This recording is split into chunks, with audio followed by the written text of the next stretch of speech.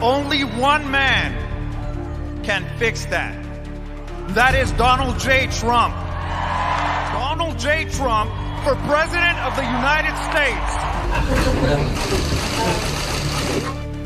America के नवनिर्वाचित राष्ट्रपति डोनाल्ड ट्रंप, जिन्होंने आने वाले 48 घंटों में कुछ ऐसी नीतियों की घोषणा कर दी है, उन्होंने ऑर्डर्स जारी किए हुए हैं।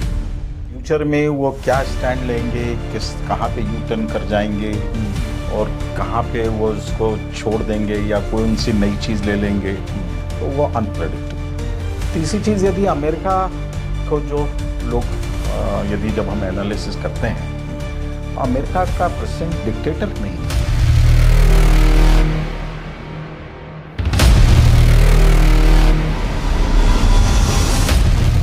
नमस्कार दोस्तों, आपका स्वागत है द रियल स्टोरी में। आज हम बात कर रहे हैं अमेरिका के नवनिर्वाचित राष्ट्रपति डोनाल्ड ट्रंप, जिन्होंने आने वाले 48 घंटों में कुछ ऐसी नीतियों की घोषणा कर दी है जिससे कि काफी उस पर चर्चाएं शुरू हो गई, जिसमें कि एक तो भारतीयों के लिए या दूसरे देशों के लिए बर्थ राइट सिटीजनशिप एक्ट है, जिसमें H-1B वीजा है ना। उसके अलावा जो रायले एक्ट है, जिसमें कि अनडॉक्यूमेंटेड अनडॉक्यूमेंटेड लोग जो अमेरिका में रह रहे हैं उनके द्वारा किए गए अपराधों को लेकर भी उनको वापस भेजे जाने की बात कही गई है। लेकिन सबसे पहले हम ट्रंप की कुछ बड़ी बड़ी बातें उन पर चर्चा करेंगे। हमारे साथ सेवानिवृत्त IAS और वरिष्ठ अधिकारी रह चुके अजातशत्रु श्रीवास्तव जी हैं, जो कि अमेरिका और भारत के मामलों के जानकार भी हैं। सर, आपका बहुत बहुत स्वागत है। जी नमस्कार राजन जी। सर, मैं ट्रंप का जब भाषण चल रहा था मैं भी सुन रहा था, और उन्होंने कुछ ऐसी बातें कही हैं जिसको लेकर कि वहां बैठे कुछ लोग, उनके चेहरे पर थोड़ी सी मुस्कुराहट भी आ गई थी। तो ट्रंप की ने जिस तरह से जो शुरुआत की है, पहले से ही प्लान किया हुआ था, और बहुत सारी उसके फर्स्ट रिजीम में से भी आता है। ट्रंप 1O में जो था वो ट्रंप 2O में कुछ कुछ नजर आ रहा है। उसको किस नज़र से देखते हैं, और भारत अमेरिका के रिलेशंस पे हम चर्चा तो करेंगे ही, लेकिन ट्रंप ने कनाडा को बोला, ग्रीनलैंड का बोला, पनामा पे बोला, कुछ लेफ्टिस्ट पे बोला, चाइना पे बोला। इस पर भी हम हमारे दर्शकों से इंटरेक्शन करते रहते हैं, तो आपसे भी हम जानना चाहेंगे कि ट्रंप को लेकर सबसे पहला ख्याल आपके दिमाग में क्या आया? आपने बहुत अच्छा प्रश्न पूछा है। ट्रंप के बारे में मैं 3 बातें कहना चाहता हूं जी। एक तो ट्रंप टोटली अनप्रेडिक्टेबल है जी।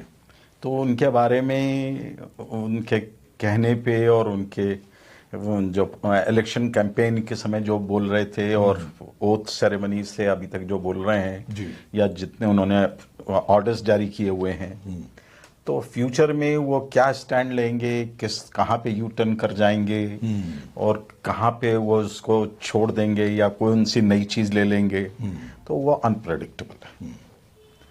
दूसरी चीज की, ट्रंप के यदि लास्ट 15 ईयर्स 20 ईयर्स की उनके जो पॉलिटिकल लाइफ है यदि देखें जी, तो वो ट्रंप कभी रिपब्लिकन में रहे, फिर डेमोक्रेट में गए, फिर रिपब्लिकन में आए, फिर नो पार्टी से भी रहे, फिर रिपब्लिकन हो गए जी। तो और जो उनके भाषण आते हैं वो ऑप्टिक्स की पॉलिटिक्स करते हैं जी। उनको इस चीज में इंटरेस्ट, उनका जो पर्सनालिटी है और जो उनको देखा जाए, जो उनका बिजनेस बैकग्राउंड है या जिस तरीके से वो ग्रो हुए हैं जी, वो एक सेंसेशन क्रिएट करना चाहते हैं। उनकी पॉलिटिक्स पूरी बिल्कुल सेंसेशन की रही। उसमें वो उनके जो ट्रंप 01 था उसमें भी वो उस तरीके से कुछ स्पीच देते थे जी। अभी आया तो उन्होंने और ज्यादा स्पीच देना शुरू कर दिया कि कनाडा को हम 51st स्टेट बना देंगे। तो इस तरीके की जो बातें हैं वो उनकी ऑप्टिक्स की पॉलिटिक्स है। तीसरी चीज, यदि अमेरिका को जो लोग यदि जब हम एनालिसिस करते हैं, तो अमेरिका का प्रेसिडेंट डिक्टेटर नहीं है, एक इलेक्टेड प्रेसिडेंट है और फंक्शनल डेमोक्रेसी है, और उसके अलावा अमेरिका कई लेयर पे काम करता है। एक लेयर में तो व्हाइट हाउस है, जहां से जो प्रेसिडेंट का जो पूरा कंट्रोल रहता है व्हाइट हाउस पे, तो वो जो पॉलिसीज को इम्प्लीमेंट होते हैं वो व्हाइट हाउस से करते हैं, लेकिन उसका फीडबैक और उनके ऊपर जो प्रेशर आता है उसके कुछ सर्टेन लेयर्स हैं। एक लेयर तो वहां पर थिंक टैंक्स हैं जो इकोनॉमिक पॉलिसी में, डोमेस्टिक पॉलिसी में और इंटरनेशनल अफेयर्स में जो टाइम टू टाइम अमेरिका के डिफरेंट एजेंसीज को, डिफरेंट इंस्टीट्यूशंस को अपना एनालिटिकल रिपोर्ट देती रहती हैं जी। और उसके जो अमेरिका की डिफरेंट इंस्टीट्यूशंस हैं उन थिंक टैंक के ओपिनियन पे भी बहुत ज़्यादा अपना स्ट्रेटेजी अडॉप्ट करते हैं जो व्हाइट हाउस में प्रेसिडेंट को कन्विंस करते हैं जी। उसमें एक पेंटागन इंपॉर्टेंट है जी हाँ। जो वहाँ की फॉरेन मिनिस्ट्री एंड पेंटागन है जो अमेरिका की strategic policies and foreign policies को प्रेसिडेंट को कंपेल भी करता है, एडवाइस करता है, साथ ही साथ बहुत बार कंपेल भी करता और ट्रंप के पहले कार्यकाल में उनके साथ उनकी नोकझोंक हो चुकी है। है। उनके चीफ ऑफ आर्मी स्टाफ के साथ में हुई थी जिसमें बाद में उन्होंने ट्रंप के बारे में बहुत सारा कमेंट भी किया था जी। और इंटरेस्टिंग चीज यह है कि बाइडेन ने जाने के पहले उन्हें पार्डन कर गए कि ट्रंप उनके अगेंस्ट में कुछ कन्विक्शन न कर दें। बिल्कुल राइट। हाँ, 5 लोगों को किया है जो। तो एक तो ये इकोनॉमिक पॉलिसी पे देखें जी। तो वहां पे जो सेंट्रल बैंक्स हैं, वहां के जो बड़े कॉर्पोरेट हाउसेज हैं आज की तारीख में, जैसे एलन मस्क हैं, इस तरीके के वहां पर और भी इन्फ्लुएंसर्स हैं जो कि अमेरिका की व्हाइट हाउस को इन्फ्लुएंस करते हैं जी। और उस हिसाब से इंटरनेशनल पॉलिसीज में भी चेंज लाते हैं उनके बिजनेस इंटरेस्ट को देखते हुए। नेक्स्ट वहां का सुप्रीम कोर्ट एंड सेनेट है, वहां की कांग्रेस है जो पर्टिकुलरली डोमेस्टिक पॉलिसी पे ज्यादा इन्फ्लुएंस करते हैं और इवन वो प्रेसिडेंट को कई बार ब्लॉक भी कर देते हैं।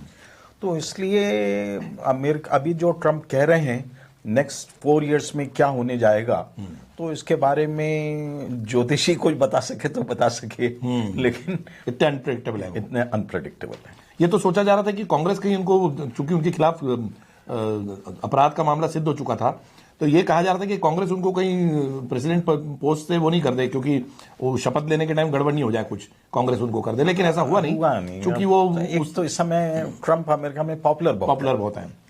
उनका जो सपोर्ट है, जिस तरह से जो उन्होंने एक स्लोगन दिया था, मेक अमेरिका ग्रेट अगेन, मागा, वो उनका बड़ा पॉपुलर है। और अमेरिका में इस समय लोगों में बहुत अधिक एम्बिशन है कि हमको इकोनॉमिक पॉलिसीज में एंड पर्टिकुलरली वहां पर जो इलीगल इमिग्रेंट्स हैं उनको लेके ट्रंप को बहुत अधिक सपोर्ट है, क्योंकि उनको ट्रंप उनके अगेंस्ट में चला गया है जितना भाषण दिया है। तो इंटरनल सपोर्ट अमेरिका फर्स्ट भी उनका बहुत पॉपुलर हो रहा है, बहुत ज्यादा उनका सपोर्ट है, इसमें कोई दो राय नहीं। ठीक है, आपने ये कहा कि ट्रंप जो है अनप्रेडिक्टेबल है, लेकिन जिस तरह के उनके स्टेटमेंट्स आए हैं, जैसे अभी ग्रीनलैंड को लेके आया है या कनाडा को लेके आया है, तो आपको नहीं लगता कि ये इसके पीछे कोई ना कोई वजह होगी जो ट्रंप इस मुद्दे को बार बार उठा रहे हैं? ग्रीनलैंड का तो बहुत बड़ी वजह है जी।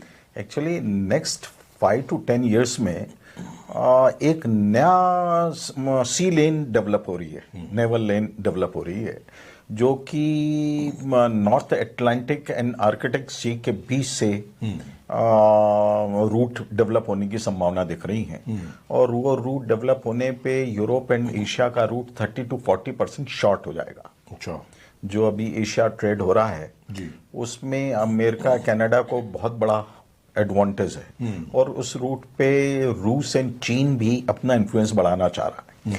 ग्रीनलैंड उसमें बहुत इंपॉर्टेंट एक आइलैंड है, इसलिए ग्रीनलैंड की इंपॉर्टेंस उस रूट के हिसाब से बहुत ज्यादा है। दूसरी बात कि ग्रीनलैंड में अमेरिका का एक नेवल बेस है सेकेंड वर्ल्ड वॉर से जी। उसको अमेरिका और ज्यादा स्ट्रांग करना चाहता है वहां पर, चूंकि उस रूट पे यदि अमेरिकन इन्फ्लुएंस रहना है तो वो बेस अमेरिका को स्ट्रांग करना पड़ेगा।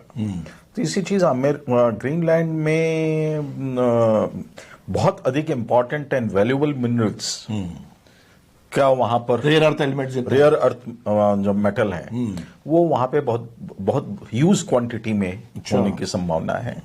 तो जो फ्यूचर इकोनॉमी है even more valuable then gold and diamond, तो उसके कारण ग्रीनलैंड का एक बहुत ज्यादा इंपॉर्टेंस है। इसलिए ट्रंप वहां पर अपना प्रेशर बनाना चाहता है और वहां पे अपना एरिया ऑफ इन्फ्लुएंस रखना चाहता है। और ट्रंप को ये भी डर है कि चाइना जैसे कई कई देशों में जाके बहुत सारी चीजें कर रहा है, वहां पे जमीनें ले रहा है, बहुत सारे उन्होंने सपोर्ट किए हैं, लोन दिया है, वहां पे बहुत सारे उन्होंने आइलैंड्स चाइनीज ने ले लिए हैं। ग्रीनलैंड पे भी नजर होगी चाइना की। बिल्कुल है, बिल्कुल है, क्योंकि चीन का यूरोप में भी हैवी इन्वेस्टमेंट है जी, उसका डेनमार्क में बहुत हैवी इन्वेस्टमेंट है जी, और वो रशिया का रूट वहीं से बनता है। कजाकिस्तान जर्मनी तक आ गया है, वो कॉटन के ट्रेड कर रहा है। बिल्कुल बिल्कुल। अच्छा, क्या कनाडा के पीछे भी यही वजह है? अगर ट्रंप कह रहे हैं कि कनाडा अमेरिका का 51वां 51st राज्य बन जाए, तो क्या ऐसा लगता है कि वो जो एंटार्क्टिका या जो भी आइसलैंड का जो हिस्सा है जिसपे कि कनाडा के पास है और उसमें रेयर अर्थ एलिमेंट्स हैं, बहुत सारा मेटल्स हैं, वो एक रीजन है क्या? देखिए, ट्रम्प जो 51st स्टेट की बात करता है कनाडा को, वो तो सिर्फ ऑप्टिक्स की बात है। आज की तारीख में इंटरनेशनल रूल एंड ऑर्डर में वो कनाडा को अपने में मर्ज तो कर नहीं सकते हैं, लेकिन अपना इन्फ्लुएंस कनाडा में रखना चाहते हैं, क्योंकि कनाडा एक भी अपने आप में बहुत ह्यूज सेकंड नंबर का बिगेस्ट कंट्री है एरिया वाइज, और फ्रेश वाटर भी सबसे ज्यादा, फ्रेश वाटर है। और वो जो नेवल रूट की अपन बात कर रहे हैं, वो नेवल रूट में कनाडा से के ऊपर से ही निकल रहा है, तो इसलिए वो कनाडा में अपना इन्फ्लुएंस रखना चाह रहा है। और दूसरी चीज क्या है कि कनाडा का ह्यूज बिजनेस अमेरिका पे डिपेंडेंट है जी, जो वहां पर ऑयल एंड वुड है, ऑब्वियसली वो तो बार बार बात होती है इसकी। हाँ, तो इसलिए वो सिर्फ उनको जिसे लोकल लैंग्वेज में कहें चमका के रखना चाहता है। हाँ। अच्छा, अब हम मुद्दे पे आते हैं भारत अमेरिका के रिलेशंस पे। तो सबसे पहले ये बात हुई है कि बर्थ राइट सिटीजनशिप के जो मामले हैं, एक्ट है, वो उस पर जो है अमेरिका, ट्रंप की जो बात है कि उसमें कई देश प्रभावित होंगे, इसमें से भारत भी होगा। तो ऐसे बहुत सारे सिटीजन्स हैं, साउथ अमेरिका से हैं, मैक्सिकन्स हैं और इंडियन्स हैं, जो कि पहले आके बस गए, उनके बच्चे वहां पे उन्होंने जन्म लिया और अब वो वहां पे ग्रीन कार्ड या एनआरआई सिटीजनशिप, परमानेंट सिटीजनशिप चाह रहे हैं। ऐसे बहुत सारे लोग हैं जिनको अभी तक सिटीजनशिप नहीं मिली है, मतलब ऐसे 15, 13, 14 साल वाले भी है जो रह रहे हैं, लेकिन अभी उनको अमेरिका में ग्रीन कार्ड नहीं मिला है।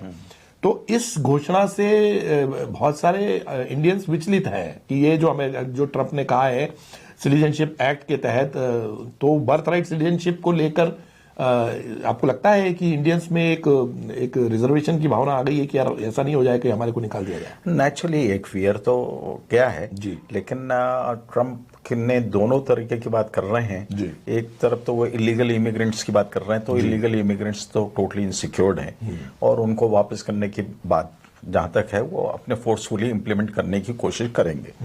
कहां तक कर पाएंगे ये एक सेकेंडरी मैटर है, क्योंकि वहां पर इंडिया से तो कम है, मैक्सिको एंड साउथ अमेरिका से बहुत बड़ी संख्या में इलीगल इमिग्रेंट्स हैं, तो कितना वो वापस कर पाएंगे वो अपने आप में एक चैलेंज की बात तो है। ऐसा भी कह रहे हैं कि 18 से 20 हजार लोगों को वापस भेजने की बात है। हाँ, इंडिया की तो बात हो रही है, तो इंडिया में बहुत ज्यादा इलीगल इमिग्रेंट्स नहीं है, लेकिन जो लीगली गए हुए हैं उनके भी मन में, जिनको अभी तक सिटीजनशिप नहीं मिली है, ग्रीन कार्ड होल्डर नहीं है, उन लोगों के भी मन में एक इनसिक्योरिटी और एक कहना चाहिए कि कॉन्फिडेंस वो लूज कर रहे हैं अमेरिका के लिए। पर अमेरिका की जब सिटीजनशिप की बात आती है राजेंद्र जी, तो मुझे एक सीन हमेशा ध्यान आता है जी कि अल्टीमेटली अमेरिका में तो जितने लोग हैं जी सभी बाहर के इमिग्रेंट्स हैं, लोकल नेटिव्स को तो ये घोल के पी गए, खत्म कर दिया उन्होंने, राइट। आज नेटिव अमेरिकन चले गए वहां से, नेटिव अमेरिकन खत्म हो गए, मतलब खत्म चले कहाँ गए बेचारे, ये तो पी गए। तो जितने भी लोग हैं सब यूरोप से या अफ्रीका से या साउथ अमेरिका से, पिछले 400 साल में अमेरिका बसा उन्हीं की वजह से, उन्हीं से सारे इमिग्रेंट्स है। तो मैं इसको सीन को ध्यान करता हूं, कभी यदि ट्रेन में आप कभी जहां से ट्रेन चालू होती है जी, जैसे बिहार की लैंग्वेज में कहते हैं ट्रेन जहां से खुलती है, तो वहां पे जनरल डिब्बे में जो लोग घुस के अपना चादर तौलिया और सामान बिछा लेते हैं वो बैठ जाते हैं। ट्रेन जब उस स्टेशन से ओरिजिनेट होती है, आगे बढ़ती है, तो बीच के स्टेशन में कोई आता है तो पहले वाले लोग उसको दुश्मन समझते हैं, बाहर धक्के आते हैं उसको कि ये आके उनकी प्राइवेसी को डिस्टर्ब कर रहा है, और वो चाहते हैं कि वो उस डिब्बे में ना आए जी, और किसी डिब्बे में चला जाए। तो अमेरिका में वही सीन है, जितने भी लोग हैं सब इमिग्रेंट्स हैं। और फर्स्ट वर्ल्ड वार के पहले या सेकंड वर्ल्ड वार तक कोई वीजा या सिटीजनशिप जैसा कोई प्रोविजन था नहीं। लोग नाव में बैठते थे, बोट में, जहाज में बैठ के अमेरिका में वो लैंड कर जाते थे। अब ये कह रहे हैं कि हम नए लोगों को नहीं आने देंगे। और इस मुद्दे पर बर्थराइट सिटीजनशिप पर तो 22 राज्यों के जो जितने गवर्नर हैं और 22 राज्य जो अमेरिका के हैं वो खुद ही विरोध है। सुप्रीम कोर्ट चले गए हैं। सुप्रीम कोर्ट चले गए। तो ये पर ठीक है, आज की तारीख में मतलब इम्प्रैक्टिकल हुआ ये। हाँ, पर आप आज की तारीख में उनको पावर है। और जहां तक यदि मुझसे अब आप पूछें तो भाई आपको अपने, जैसे भारत की यदि हम बात करें तो भारत में इस समय इतनी गोल्डन अपॉर्चुनिटीज हैं कि यहाँ से हमको बाहर जाने की अब तो कोई जरूरत नहीं है। यहाँ से 20-30 साल पहले, 40 साल पहले था, लेकिन अब तो इंडिया प्रॉमिसिंग लैंड है, फ्यूचर की इकोनॉमी है। और यहाँ से लोग जो बाहर से जा रहे हैं, मुझे तो लगता है लोग वापस आना शुरू हो चुके हैं। ये आपने बहुत इंपॉर्टेंट पॉइंट उठाया और मैं समझता हूँ ये कि एक इस चर्चा का सबसे महत्वपूर्ण पॉइंट होगा कि H-1B वीजा, जो कि भारतीयों को सबसे ज्यादा उसकी चिंता रहती है, अब जब उस पर भी बहुत सारी चीजें आई हैं और ट्रंप का एक दिन बयान आता है कि वीजा नॉर्म्स को लेकर भी बहुत कड़ाई से पालन किया जाएगा, और दूसरे दिन आता है कि हमें इंटेलेक्ट्स की जरूरत है, हमें इंटेलेक्चुअल्स जरूरत है, हमें एक्सपर्ट्स की जरूरत है। ये दोनों बातें सही नहीं हो सकती। अगर उनको अलाउ नहीं करेंगे तो वहां से इंटेलेक्चुअल्स को जाना पड़ेगा। इस स्टेटमेंट को लेकर ऐसा कहा जा रहा है कि बहुत सारे भारतीय इंडिया में लौटने का मन बना रहे हैं कि यहाँ पे हमारी जड़ें मजबूत रहे। और ऐसा लगता है कि बहुत सारा रियल एस्टेट बूम आने वाला है, क्योंकि जो हमने बड़े बड़े शहरों में बेंगलोर, पुणे, हैदराबाद, दिल्ली, मुंबई के अलावा जो दूसरे जो है ए कैटेगरी की सिटीज है, वहां से अगर हमें जानकारी मिल रही है तो वहां पर रियल एस्टेट को लेकर एक नजर है सबकी। आपको लगता है ये? बिल्कुल ठीक कह रहे हैं, मैं बिल्कुल सहमत हूं। जो इंडिया इतना प्रॉमिसिंग लैंड है और जिस तरीके से फोरकास्ट है जी फ्यूचर के लिए कि अभी तो हम 5th नंबर की इकोनॉमी हो गए हैं, 2 साल में 3rd नंबर की इकोनॉमी होना है जी।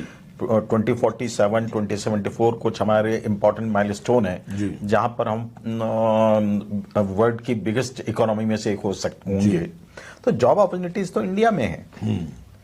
इवन अब मैं अभी बहुत लोगों को देख रहा हूं कि दूसरे कंट्रीज से भी लोग आके, इवन वेस्टर्न कंट्रीज के लोग आके इंडिया में सेटल होना शुरू हो रहे हैं। राइट। तो एनआरआईज के लिए आपका कोई संदेश? इंडिया, भारत जो है आपकी मातृभूमि है, और यदि आपका जो भी कंट्रीब्यूशन ये जितना अधिक अपने देश में, अपने मातृभूमि के लिए करेंगे जी, और जो अवसर यहाँ पे भारत में है सम्मान के साथ में जी, वो अब कहीं भी किसी भी दूसरे देश में जाएंगे वो नहीं मिल सकता। इसलिए तो इंडिया लौटकर आपको जो खुशी मिलती है वो शायद कहीं और नहीं मिल सकता। जो सम्मान है अपने देश में वो और किसी दूसरे देश में थोड़ी नहीं मिल सकता। तो लौटे मतलब देश को बनाए अपने। सबसे पहले हमको अपने देश को ही बनाना चाहिए जी। दूसरा, मैं फिर से उस मुद्दे पे आना चाहूंगा कि ट्रंप की जो नीतियों में बहुत सारी चीजें हैं जो कि जिसमें कि उन्होंने एक तो ब्रिक्स को जो है एक तरह से चुनौती दी है, क्वाड को चुनौती दी है, और दूसरा जो है वो ब्रिक्स को तो लेकर उसमें इंडिया भी शामिल है। तो सबसे बड़ी बात है कि क्या ब्रिक्स अपनी एक पैरेलल करेंसी चालू करेगा और डॉलर के मुकाबले वो रुपया या कोई दूसरी करेंसी, रूबल या कोई दूसरी करेंसी आएगी, और उसको लेकर ट्रंप काफी आशंकित है कि इस तरह से अगर ब्रिक्स कंट्रीज ये करती हैं, आपको लगता है कि वो जो ट्रंप का जो जिस तरह से ये कहना कि सैंक्शंस कड़े लगाएंगे, टैक्सेस बढ़ा दिए जाएंगे, भारत पर इस पर कोई असर होगा? हाँ, मैं सबसे पहले तो एक चीज ये कहना चाहूंगा कि ट्रंप के यदि हम उसके जो फ्यूचर की लाइन ऑफ एक्शन है उनको तीन पार्ट में डिवाइड करें जी, तो एक पार्ट तो यह है कि उसके फॉरेन पॉलिसी के संबंध में है जी। फॉरेन पॉलिसी में किन देशों के साथ में उसको संबंध इंप्रूव करने हैं और किन देशों को कंटेन करना है, रोकना है जी। तो उसमें ऐसा समझ में आता है कि जिस तरीके के उनके स्टेटमेंट हैं और जो अमेरिका के परमानेंट इंटरेस्ट हैं, उस परमानेंट इंटरेस्ट में इंडिया, भारत की बहुत अधिक महत्व है। इंडो पैसिफिक ओशन में यदि अमेरिका को अपना बिजनेस बनाए रखना है जी, तो बिना भारत के सपोर्ट के संभव नहीं है। और इंडिया का जितना मैन पावर डायस्पोरा अमेरिका में है जी, जो अमेरिका की इकोनॉमी को ग्रो करने में, इवन एलन मस्क जो उनके समय सबसे बड़े एडवाइजर हैं, वो ही लगे हुए हैं कि H1B वीजा में इंडिया को आप अधिक से अधिक फ्रीडम, अधिक से अधिक उनको फेवर करें। तो इसलिए वो भारत को नेग्लेक्ट या इग्नोर नहीं कर सकते। जी। और सिर्फ बात ट्रम्प की नहीं है, यदि हम देखें जॉर्ज बुश के समय से आज 25 साल हो गए, जॉर्ज बुश जूनियर थे जी, उनके समय से अमेरिका भारत के उनके जो परमानेंट इंटरेस्ट हैं उसमें भारत की उपयोगिता उनके लिए बहुत ज्यादा है। हमें भी अमेरिका की जरूरत है, हमको टेक्नोलॉजी चाहिए, हमको उनका सपोर्ट चाहिए, बिजनेस करना है हमें, लेकिन भारत के जितनी आवश्यकता अमेरिका को है, अमेरिका को भी भारत की इक्वल लेवल पे। भारत का एक्सपोर्ट ज्यादा है, इंपोर्ट कम है अमेरिका से, तो उतना अमेरिका को भी भारत की जरूरत है। तो ट्रम्प को भारत को वो इंपॉर्टेंस देना अनिवार्य है। दूसरा ये बात जरूर है कि ट्रम्प का बहुत ज्यादा इंटरेस्ट स्ट्रेटेजिक डिप्लोमेसी में नहीं है, क्योंकि एक तो उनका थोड़ा सा कंपैरेटिवली अभी तक समझ में आता है कि उनका एक्सपोजर भी, चाहे उनका 01 था उसमें देख लें या अभी देख लें, तो उनका बहुत ज़्यादा ट्रैवल या बहुत ज़्यादा टूर इंटरनेशनल लेवल पे नहीं हुए हैं। तो उनका कभी वो चीन को सपोर्ट कर देते हैं, कभी चीन को गाली बक देते हैं, फिर वो शी जिनपिंग को इनवाइट कर लेते हैं उसमें, फिर वो अमेरिका यूक्रेन पे कुछ कहते हैं, फिर पुतिन के लिए तारीफ कर देते हैं। तो ये इस तरीके का उनका ये कंफ्यूजन चलता रहेगा।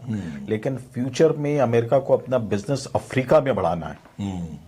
अफ्रीका में बिना भारत के अमेरिका की कोई रेलेवेंस नहीं है। अच्छा, कैसे? उसको भारत की जरूरत पड़ेगी, क्योंकि अफ्रीका एक ऐसा कॉन्टिनेंट है जहां पे अमेरिका का फुटप्रिंट बहुत कम है और चीन का बहुत ज्यादा हो गया है। बिल्कुल, चीन का $500 बिलियन से ज्यादा इन्वेस्टमेंट है। तो चाइना तो सिटीज बना रहा है, वहां पे गार्डन्स मेंटेन कर रहा है, मिनरल्स निकाल रहा है, सोना निकाल रहा है, ह्यूज इन्वेस्टमेंट, लोगों को एजुकेशन दे रहा है वहां पे, तो सब कुछ कर रहा है चाइना वहां। तो उसको जरूरत पड़ेगी भारत की जी, अफ्रीका में यदि अपना फुटप्रिंट बनाना है। और दूसरा इंडो पैसिफिक में, तो बिना भारत के या चाइना को कंटेंट करना है तो बिना उसके नहीं हो सकता। तीसरा, ट्रम्प के लिए जो चैलेंज आने वाला है वो यदि चीन ताइवान के संबंध में कोई एग्रेसिव पॉलिसीज अडॉप्ट करता है, तो अमेरिका के परमानेंट इंटरेस्ट ये है कि वो चीन को कंटेन करे वहां पर ताइवान के संदर्भ में, क्योंकि जापान, फिलीपींस एंड ताइवान ये तीनों चाइना से बहुत ज्यादा अफेक्टेड है। तो चाइना को रोकने के लिए भारत के अलावा कोई देश ही नहीं जो चीन को बैलेंस कर सके। एक और है जो जिसमें बहुत इंपॉर्टेंट चीज जाएगी, वो ये है कि डॉलर का क्या रिप्लेसमेंट दूसरी कुछ कंट्रीज करती हैं, क्योंकि अमेरिका उसको एक्सेप्ट नहीं कर पाएगा। जी, अमेरिका के जितने भी लेयर्स हैं उन सब का एक कॉमन एजेंडा है कि हमको डॉलर्स को प्रमोट करना है, डॉलर्स को प्रोटेक्ट करना। अमेरिका फर्स्ट और डॉलर फर्स्ट, ये दोनों का उनका एजेंडा है। एजेंडा वो उसको एक्सेप्ट नहीं कर सकते कि यदि डॉलर का कोई ऑल्टरनेट करेंसी कहीं कोई चले जाए।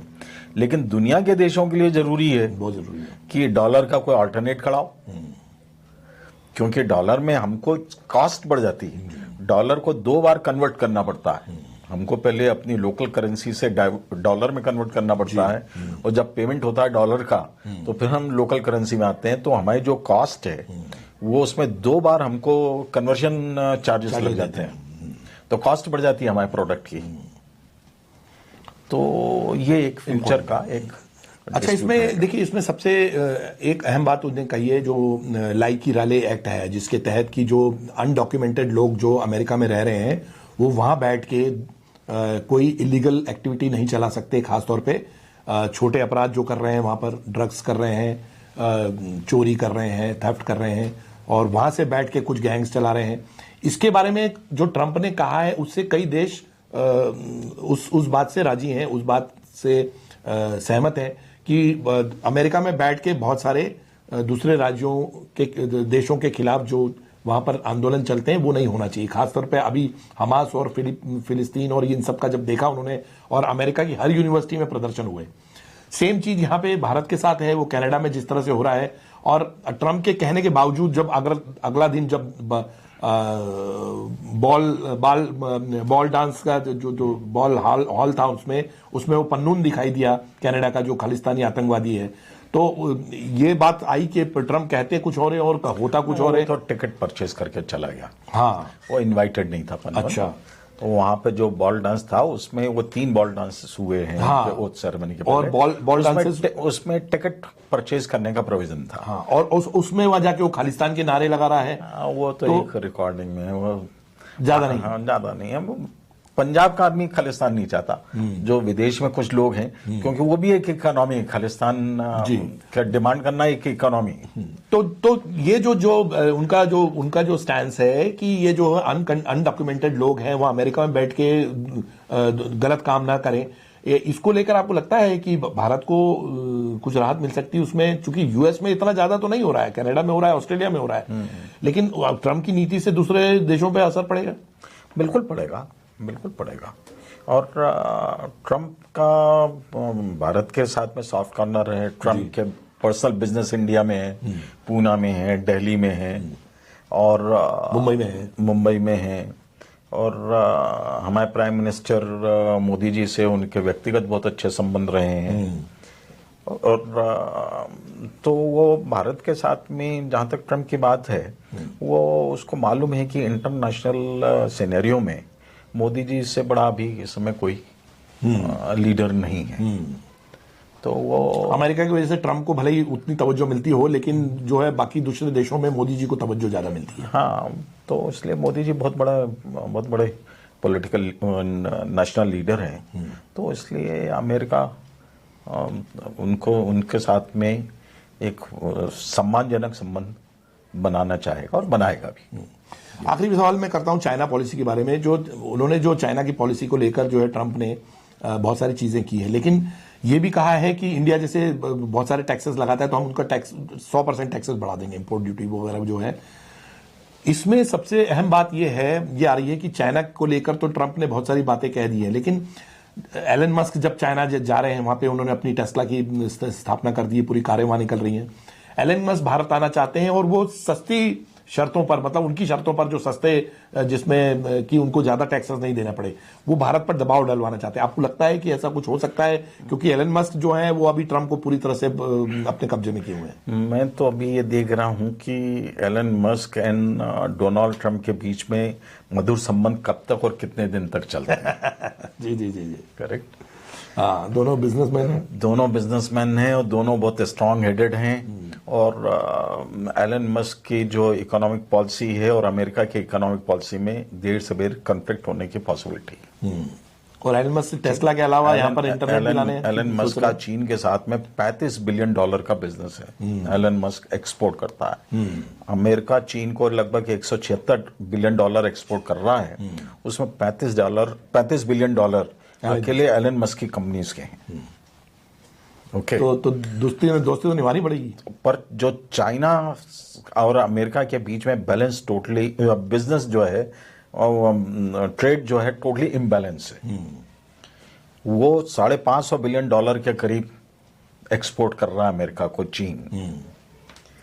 तो चीन का बिजनेस को यदि कंट्रोल करना है तो अमेरिका को कुछ हार्ड डिसीजन चीन के अगेंस्ट में लेने ही पड़ेंगे। उनके लिए अब डेस्टाइंड है, क्योंकि बहुत ज्यादा उनका इम्बैलेंस हो गया। क्योंकि पहले कार्यकाल में तो उन्होंने अमेरिकन कंपनीज को बोल दिया था कि आप निकल जाओ वहां से, चाइना से दूसरे देश में चले जाओ। लेकिन उसका बहुत असर नजर नहीं पड़ेगा, नहीं पड़ा, क्योंकि अमेरिका का बहुत सारा पैसा चीन में इन्वेस्ट है। बहुत सारी कंपनीज, बड़ी कंपनीज का जो चीन में बेस है और वहां से वो एक्सपोर्ट करते हैं। और बेस मटेरियल भी वहां बनता है, सुपर कंडक्टर वहां पे, सुपर चिप वहीं पे बनती है, सेमीकंडक्टर्स की। और कार की टेक्नोलॉजी वहां पे बहुत अच्छी है।